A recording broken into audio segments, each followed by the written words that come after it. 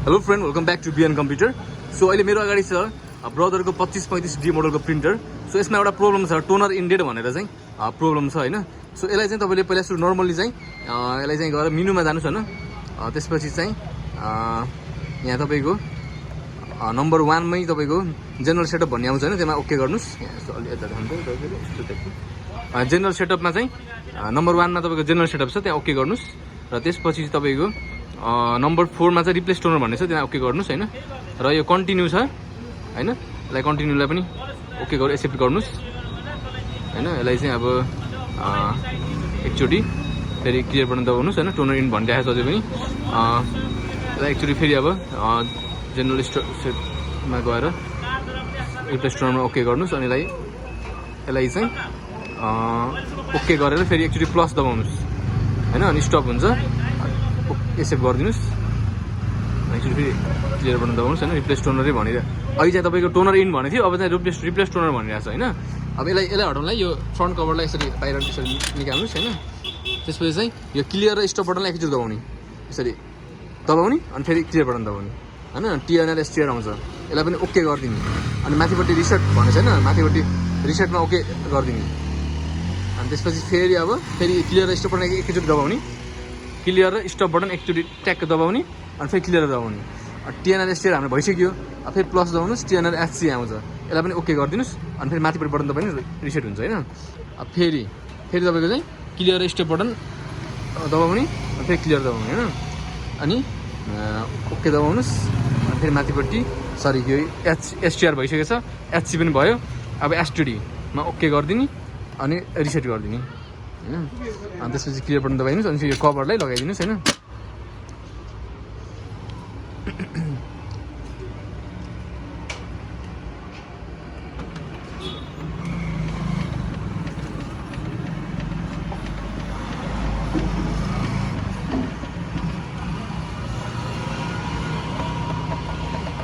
भने अब यस्तो भएपछि चाहिँ तपाईँको यो सेटिङ हाम्रो जुन रिसेट गरेर भर्खर हेऱ्यौँ, रिसेट गरेर पनि हाम्रो चाहिँ यो चाहिँ तपाईँको प्रब्लम चाहिँ सल्भ भएन हैन, सल्भ भएन।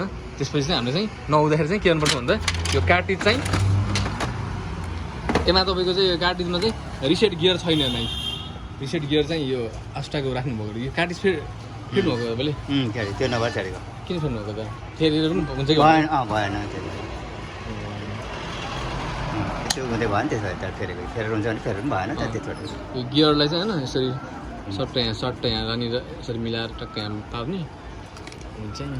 अनि अर्को पनि हेर्नुभयो, तिनटै हेर्नुभयो? दुइटा अब एउटा त्यही नयाँ हो के अरे, त्यसपछि यो त्यसले चलाएन मैले। अन्त अब यस्तै होला भन्ने भयो, त्यहाँबाट चलाएन।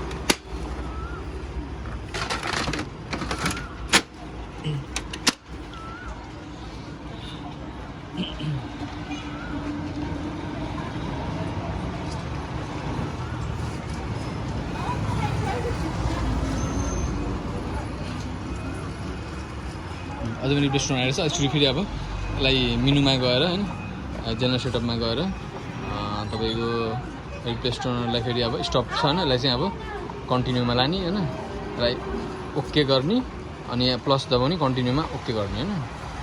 कन्टिन्यूमा एक्सेप्टेड हुन्छ अनि क्लियर बटन दबाउँदा टोनर इन भन्छ। फेरि अब एक्चुअली यो यस्तो गरेर रिसेट गरेर है त, यो एक्चुअली स्टियर यो भयो यस्तो गर्नु।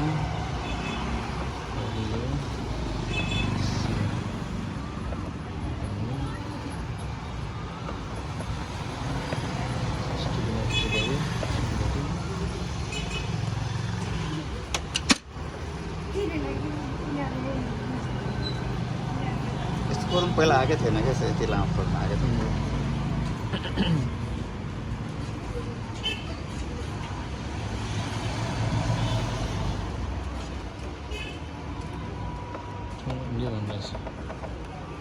अर्को कार्टिज पनि राखेर छु बिहानको यो है, यो बिहानको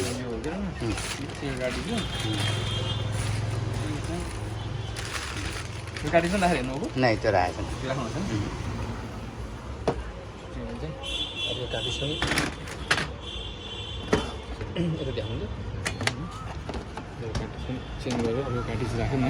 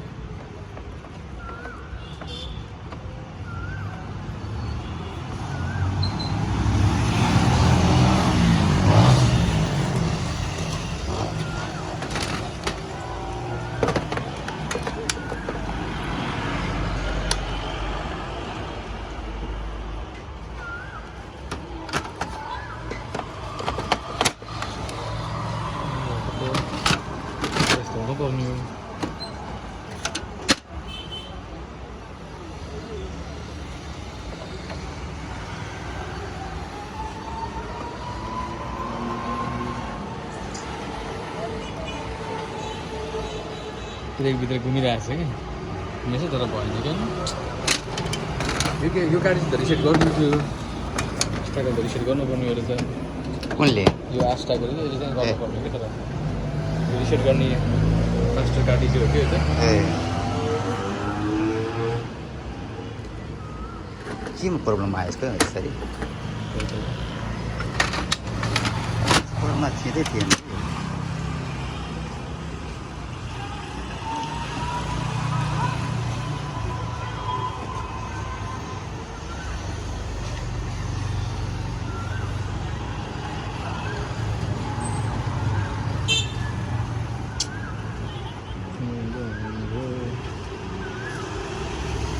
बराबर कभर खोले पनि हुन्थ्यो क्या पहिला पहिला कभर यसो निकालेर गरे पनि हुन्थ्यो कि पहिला पहिला यताउता केही भन्यो भने कभर खोलेर हुन्थ्यो कि